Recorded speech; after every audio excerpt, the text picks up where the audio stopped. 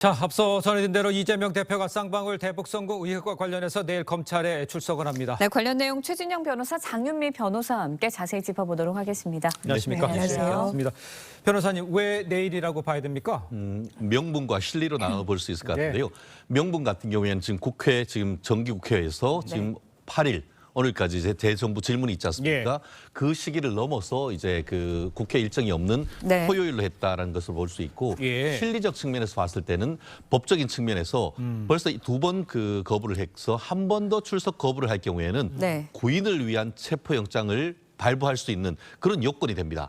또 한 번 어떻게 보면 구속영장 되기 전에 체포영장이라는 또 어떤 소란을 겪어야 되기 때문에 그에 대한 부담, 그리고 정치적으로 봤을 때는 토요일이라는 것이 아무래도 이제 그 국민들의 눈을 조금 피할 수 있는 부분, 나아가 계속 이게 나가지 않을 경우에는 방탄 프레임 이 부분에 갇혀서 정치적 부담이 상당히 크기 때문에 이제 밀리다가 더 이상 그 출석을 거부하기 어려운 그 시점에서 드디어 지금 출석하는 것이 아닌가 생각을 합니다. 네, 검찰은 일단 이 대표 질문지로 150여 쪽을 준비했다고 합니다. 그런데 이제 이 대표 단식이 내일이면 열흘째거든요. 질문지 다 소화할 수 있을까요? 사실 질문이 검찰로서는 많을 수밖에 없습니다. 이 혐의가 제3자 뇌물, 이게 500만 달러와 300만 달러 각각이거든요. 300만 달러는 방북 비용과 관련한 팩트들을 체크해야 되고요. 500만 달러 스마트폰과 관련해서 또 추가로 이화영 전 무지사가 계속 이제 진술을 바꾸고 있는 부분이 있기 때문에 그 부분과 관련해서 혹시 연결고리는 없는지 등을 판단하려고 할 겁니다. 그렇다면 이 수사의 변수, 이재명 대표가 지금 단식을 하고 있어서 검찰은 혹시 모를 사안에 대비해서 의료진까지 대비를 시켜놓는 상황이라고 합니다. 지금까지도 진술은 필요 최소한의 범위로 아주 좀 컴팩트하게 했던 부분이 있거든요.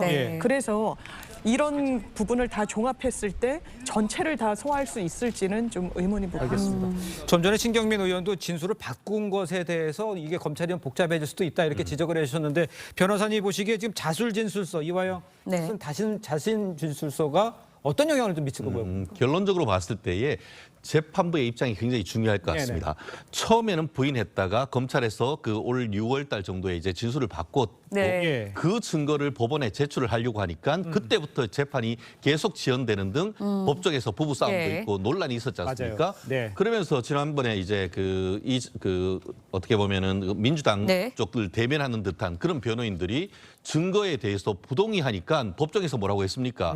이화영 씨가 이거는 내가 제대로 진술했고 그거 나는 동의하지 못한다라고 법정에서 직접 진술을 했습니다. 그런데 그 이후에 또 변호인이 두 차례 바뀌면서 이와 같은 일이 벌어졌는데 이건 재판이고 아니고 정치를 한다라는 그런 느낌이고 결론적으로 지금 이 말은 뭐냐면은 이화영 부지사가 모든 걸 내가 다 안고 가겠다 이렇게 얘기를 했는데 과연 그렇게 될 것인지 법정에서 재판장님이 다 그 모습을 봤기 때문에 설령 이렇게 자필 진술서를 냈다 한다 하더라도 어떤 진술과 다른 증거를 믿을지는 재판장의 자유심증입니다. 그렇기 때문에 이 부분에 있어서 그대로 예전에 그 이재명 대표와의 관련성 보고 사전 사후 보고 관련되는 것이 동의를 하면은 훨씬 더 이제 검찰이 용이하게 이제 그 이재명 대표의 그 혐의를 입증하는 것이 쉽습니다. 다만 그렇지 않다 하더라도 이미 많은 물적 인적 증거가 있기 때문에 이 부분은 좀 더 확인하는 증거일 뿐인 것이지 이것이 완전히 결정적이다라고 보기는 어렵지 않을까 생각을 합니다. 네, 수사에 차질이 있을 수 있다라는 시각도 있는데 검찰은 이미 인적 물적 증거 많이 확보돼 있기 때문에 이전 부시자가 아무리 말을 바꿔도 수사에 별 영향 없다라는 입장이거든요. 어떻게 보시나요? 그걸 가늠할 수 있는 분수령이 사실 내일 소환 조사일 겁니다. 왜냐하면 검찰도 확보했던 증거를 제시하면서 질문을 던지지 않을 도리가 없거든요.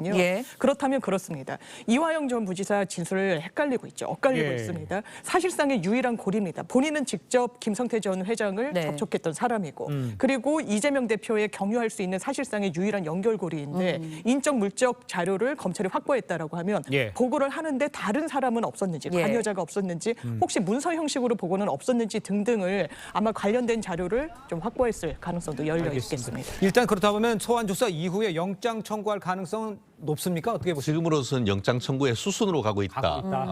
지금 특히 이제 오늘은 내일 같은 경우에는 수원지검에서 조사를 받습니다만 이미 백현동 사건과 관련해서는 서울중앙지검에서 조사를 했지 않습니까? 그래서 서울중앙지검의 백현동 사건과 수원지검의 이 쌍방울 의혹 사건 두 개를 합쳐서 서울중앙지방검찰청을 통해서 구속영장을 청구할 가능성이 있는데요.